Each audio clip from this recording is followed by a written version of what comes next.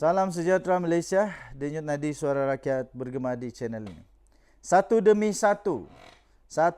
satu tokoh-tokoh agamawan Islam di Malaysia muncul memberikan persoalan-persoalan yang patut PAS jawab.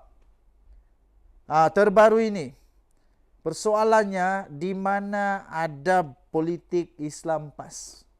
Di mana adab politik Islam PAS? Bukankah PAS ini memperjuangkan Islam yang murni, Islam yang bersih, Islam yang suci? Tapi persoalannya yang sekarang ini Mujahid persoalkan. Mujahid persoalkan sekarang ialah di mana adab politik Islam PAS? Di mana? Adakah PAS sudah lupa? Adakah PAS sudah lupa dia punya tujuan utama berpolitik? Yang sekarang ini yang penting dapat tawan kerajaan. Begitukah? Timbalan Presiden amanah sendiri yang juga tokoh agamawan negara Malaysia. Senator Dato' Sri Dr. Mujahid Yusof mempersoalkan adab politik Islam PAS yang berusaha menetralisasikan, yang cuba menormalisasikan fitnah, menerusi infak melalui kempen derma jihad yang tak pernah dibuat selama ini. Sekarang ni tular seluruh Malaysia apa yang mereka buat. Kata Mujahid, kita tahu derma atau infak itu adalah suatu perbuatan yang sangat mulia. Betul. Tetapi apabila berinfak untuk membela fitnah dan pemfitnah yang telah dibuktikan sebagai satu kesalahan, ini satu isyarat. Ini satu isyarat yang sangat-sangat negatif. Sangat negatif bagi pihak yang mengarahkannya untuk menetralisasikan tindakan tidak beretika, iaitu melakukan fitnah. Islam mengajak kita untuk bekerjasama atas kebaikan dan takwa. Betul. Jangan pula bekerjasama atas satu yang salah atau dosa dan yang menimbulkan permusuhan. Tuan-tuan dan puan-puan, dia berkata lagi, jika kamu samakan, yaitu tidak sama yang baik dan jahat, tolaklah kejahatan itu dengan kebaikan. Kebaikan itu bermakna kita tidak boleh tolak kejahatan dengan satu lagi kejahatan. Persoalan moral ini sangat penting untuk kita menelusuri apakah sebenarnya adab berpolitik dalam Islam. Apabila kita mengiyakan kesalahan yang terbukti di mahkamah sebagai satu fitnah untuk kita membela pula orang yang bersalah itu. Ini langsung tak betul. Ini sepatutnya tidak boleh berlaku. Ini memang tidak logik. Beliau berkata demikian menerusi akaun TikTok susulan tindakan Mursyidul Am PAS Hashim Jasin yang mempertahankan kempen derma tersebut. Memanglah. Ia susulan daripada keputusan Mahkamah Tinggi Georgetown yang mengenakan denda RM825,000 ke atas MP Kepala Batas Dr. Siti Mastura setelah didapati bersalah memfitnah pemimpin dan veteran DAP Lim Kit Siang, pengerusi DAP Lim Guan Eng dan Naib Presiden Teresa Kok. Siti Mastura mengaitkan nasab pemimpin Parti Komunis Malaya Chin Peng dengan pemimpin DAP ketika berkempen dalam pilihan raya kecil Kemaman. Denyut nadi suara rakyat bergema di channel ini. Jangan lupa tekan butang subscribe, like dan share.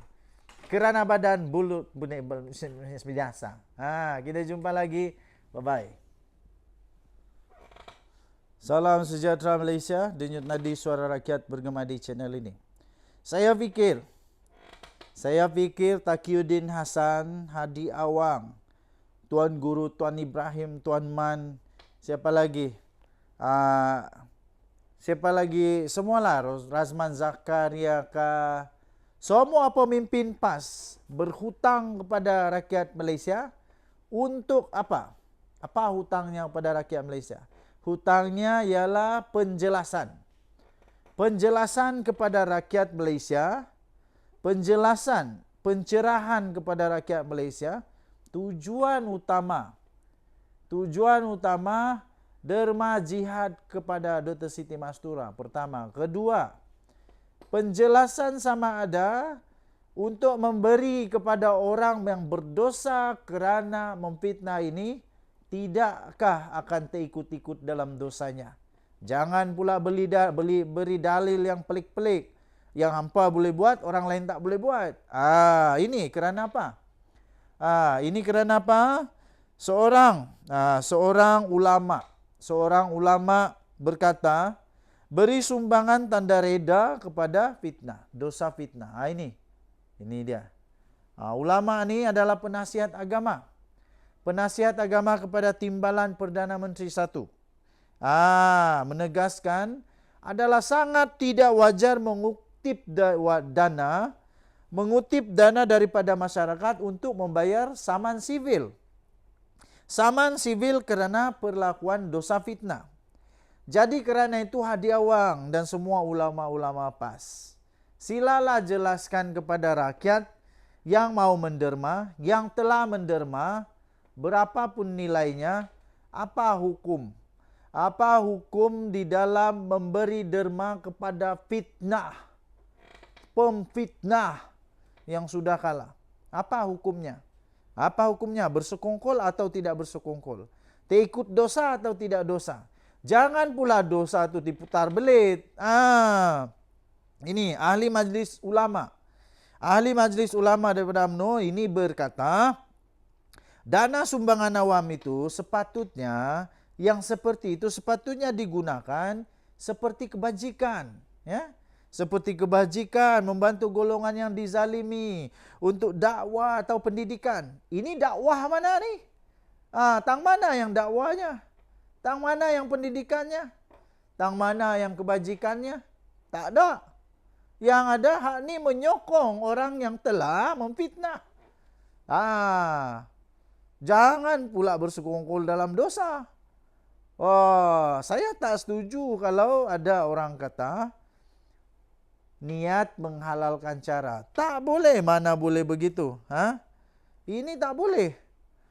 Beliau berkata dana sumbangan awam itu bukannya untuk membantu orang menzalimi.